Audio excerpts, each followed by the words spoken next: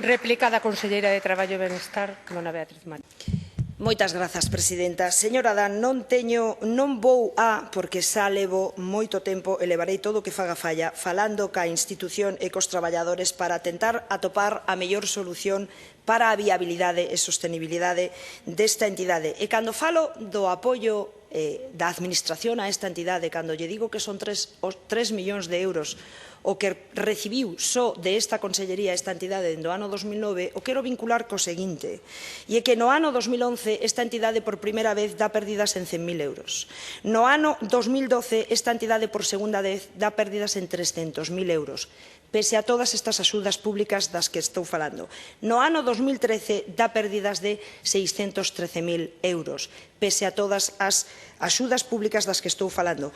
Señora Adán, comprenderá vostede que no ano 2011, no ano 2012, 2013, a inoperancia da que vostede fala da Administración non existía, porque estábamos a cumplir con todos os nosos compromisos financeiros e de colaboración ao máximo, e, sin embargo, esta institución estaba a dar perdas que volve a dar outra vez no ano 2014, para o cual estamos a axudar non só para o seu saneamento con esos 250.000 euros, sino mesmo tamén para contribuir a elaborar un plan de viabilidade que evidentemente ten que cumplir esta entidade, en este caso de saneamento, precisamente para buscar e atopar unha solución que garanta a viabilidade desta entidade. Así que non tente botar en riba desta Administración a inoperancia do burato que dende hai 4 anos está asestándose dentro desta entidade. E o que é obvio, polo ben de todos, polo ben dos máis de 70 traballadores que están aí,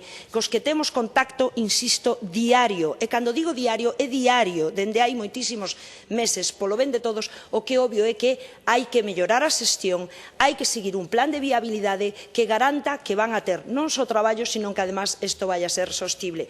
Hoxe por hoxe, esta consellería non ten nada que respostar porque nada me teñen pedido. É dicir, non hai ningunha solicitude de apoio financeiro a día de hoxe sin respostar desta consellería. O que me pediron o teñen, e o teñen porque lles corresponde legalmente, porque cumplen con todas as características. O que pediron a esta consellería, 100% o teñen, e a día de hoxe non teñen ningunha petición a expensas de que esta conselleira lle resposte. Eso non obvia que hoxe mesmo estivéramos falando con eles, que mañán mesmo volveremos a falar con eles. E outra apreciación, señora Adán, xa que vemos que temos o mesmo obxectivo, tanto vostede como máis eu, era importante tamén que o mesmo obxectivo fora o mesmo dos traballadores da entidade, é dicir, que remen todos xuntos, que non poñan paus nas rodas naqueles que agora se poñen en frente, e que de algunha maneira todos rememos na mesma dirección. Moitas gracias. Pregunta de don Pablo.